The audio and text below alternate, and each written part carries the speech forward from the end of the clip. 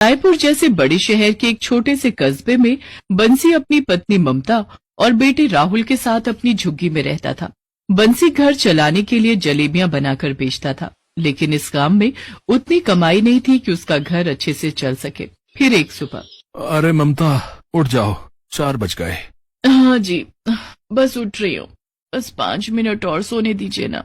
चलो कोई बात नहीं, तुम आराम से सो, मैं जाकर तैयारी करता हूँ। उठ तो रही हूँ, क्यों भगत सिंह बने जा रहे हो? मेरे हाथ की चाय पिए बगैर तो आप बिस्तर से भी नहीं उठते और कहते हैं कि सारी तैयारी खुद ही कर लेंगे। ममता और बंसी एक दूसरे से बहुत प्यार करते थे। बंसी दिन भर मेहनत करता और ममता घर और अपने बेटे राहुल को संभालती। इनकी छोटी सी झुग्गी में भले ही जगह कम थी, लेकिन इन दोनों का दिल बहुत बड़ा था। एक वक्त था जब बंसी के पिता हरिलाल की बस स्टैंड पर अपनी बड़ी दुकान हुआ करती थी। हरिलाल उसूलों के बड़े पक्के थे। चाहे जलेबी 5 से 10 रुपए महंगी बेचनी पड़े, लेकिन वो कभी भी माल की क्वालिटी से समझौता नहीं करते थे। जबकि इलाके के दूसरे हलवाई खराब और सस्ते सामान से जलेबी बनाकर सस्ते दाम पर ग्राहकों को बेच दिया करते थे, और ऐसा करते हुए वो सब के सब अमीर होते गए, जबकि हरिलाल का काम चौपट होता गया। पहले दुकान गई, फिर एक दिन हरिलाल खुद ही चले गए। बंसी ने अपने पिता के काम को आगे बढ़ाया, लेकिन वो कभी खुद आगे नहीं बढ़ पाया। अच्छा सुनो ममता, देखो मैंने सारा सामान रख लिया है, प्लेटें, चूल्हा, तेल, कपड़ा, पानी, कुछ भूल तो नहीं रहा ना? अरे बंसी महाराज, जलेबी क्या हथेली पर बनाओगे? ओ अच्छा, कढ़ाई तो भूल ही गया। सच में ममता, अगर तुम ना होती तो ये ठेला भी बिक जाता मेरा। जब ममता की शादी बंसी से हुई थी, तब उनके पिता हरिलाल ईमानदारी से अपनी दुकान बचाने में लगे थे। हरिलाल के कई दोस्तों ने उन्हें समझाया कि वो भी बाकी जलेबी वालों की तरह जलेबियों के दाम कुछ कम कर लें, लेकिन हरिलाल हमेशा यही कहते थे कि उन्हें अपने कारीगरों को पैसा देना होता है, और कुछ भी हो जाए लेकिन वो जलेबी में कभी कोई मिलावट नहीं करेंगे। हरिलाल की यही ईमानदारी उन पर भारी पड़ गई। हरिलाल सभी की सेहत का ख्याल करते रह गए और लोग उन्हें लालची और बेईमान समझते रहे। घर चलाने के लिए दुकान बेचनी पड़ी और वो बंसी के लिए छोड़ गए एक ठेला और जलेबी बनाने का हुनर। अरे शंभू, कैसे हो भाई? बस भैया, राम राम। राम राम। पता है आज क्या हुआ? मैंने ठेले पर सारा सामान रखा और कढ़ाई रखना ही भूल गया। अच्छा, इतनी जल्दी बुढ़ापा आ गया क्या है? हाँ, लगता तो ऐसा ही है। वो तो तुम्हारी भाभी ने याद दिला दिया, वरना जलेबी के हाथ पर बनाते। हाँ, तुम्हारी भाभी भी यही कहने लगी। शंभू और बंसी बचपन से दोस्त थे। दोनों अपने ठेले आसपास ही लगाते थे। बंसी जलेबी बेचता था और शंभू आलू के पराठे। दोनों दोस्तों में खूब पड़ती थी। बंसी की ही तरह शंभू का भी एक बेटा था जिसे बंसी बहुत प्यार करता था। हर रोज स्कूल से लौटते हुए रोहित बंसी से मिलकर ही घर जाता था और बंसी उसे बड़े ही प्यार से जलेबियां खिलाता था। दूसरी तरफ शंभू भी ममता और राहुल के लिए बढ़िया आलू के पराठे भिजवा देता था। फिर एक दिन, अरे भाई शंभू, किस सोच में डूबे हो? कुछ नहीं भाई, ऊपर वाले का खेल देख रहा हूँ।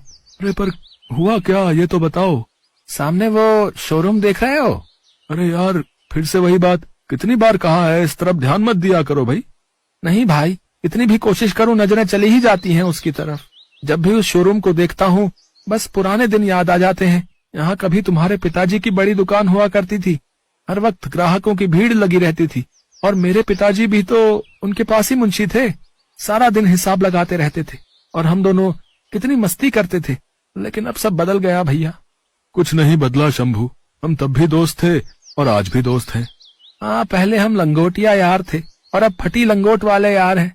इस बात पर दोनों जोर से हंसने लगे कि तभी बंसी की दुकान पर एक ग्राहक आया। भैया, जलेबी क्या भाव दी? भाई साहब, 180 रुपए किलो, अब बिल्कुल ताजी, एकदम बढ़िया। भाई दूसरी दुकानों पर तो 150 रुपए किलो मिल रही है, तो फिर तुम इतनी महंगी क्यों दे रहे हो? भाई साहब, मैं अपनी जलेबियों को बनाने में एक एक चीज बढ़िया इस्तेमाल करता हूँ, मैदे से लेकर तेल तक।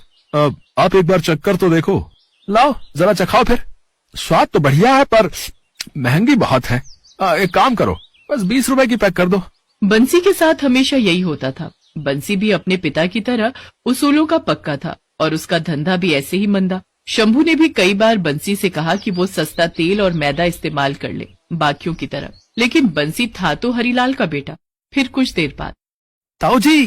अरे रोहित, कैसा है मेरे जिगर के टुकड़े? मैं ठीक हूँ ताऊ जी। ताऊ जी जलेबी दो ना। हाँ हाँ, क्यों नहीं बेटा, ये ले। ताऊ जी आई लव यू। रोहित के लिए बंसी का प्यार देखकर शंभू की आंखें भर आती थी। वो भगवान से हमेशा यही दुआ करता था कि बंसी पहले की तरह संपन्न और सुखी हो जाए। फिर एक दिन जब रोज की तरह स्कूल से लौटते हुए रोहित बंसी के पास जलेबी खाने आया तो उसके हाथ में एक गिलास था जिसमें काले रंग का खट्टा था। रोहित बेटा, तुम्हारे हाथ में ये क्या है? ताऊ जी ये काला खट्टा है, खट्टा मीठा, एकदम ठंडा, बहुत मस्त है। आप भी खाकर देखो ना। नहीं नहीं, तुम ही खाओ भाई। अच्छा, जलेबी नहीं खाओगे आज? ताऊ जी पहले खट्टा खाऊंगा फिर आपकी जलेबी। अच्छा ठीक है, आओ मेरे पास यहाँ बैठकर खाओ। जैसे ही बंसी ने रोहित को गोद में उठाया उसके हाथ से काले खट्टे का ग्लास जलेबी बनाने के घोल में गिर गया। हल्का गुलाबी मैदा फौरन काला हो गया। तभी शंभू चीखा, अरे बंसी भैया संभाल के। ओफो, ये क्या हो गया? सॉरी ताऊ जी, वो गलती से गिर गया मुझसे। इधर आ तू, इधर आ, अभी बताता हूँ तुझे। जाने दो शंभू, क्या कर रहे हो? बच्चा है, कोई बात नहीं। रोहित तुम घर जाओ।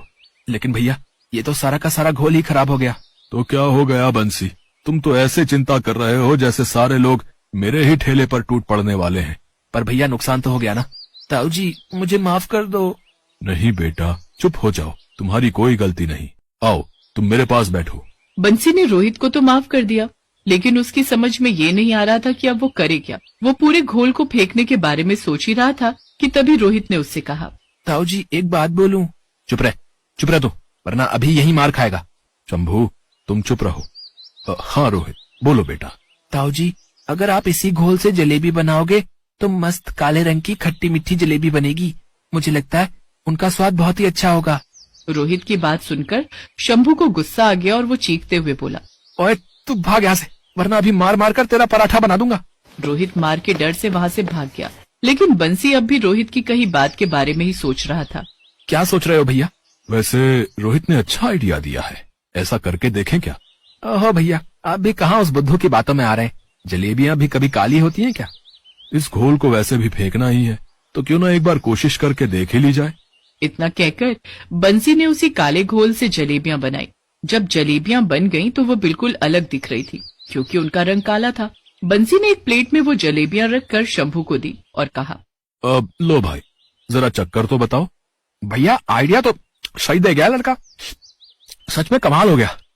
क्या मजेदार जलेबी बनी है, पहले खट्टा खट्टा और फिर पूरा मुंह मीठा हो गया।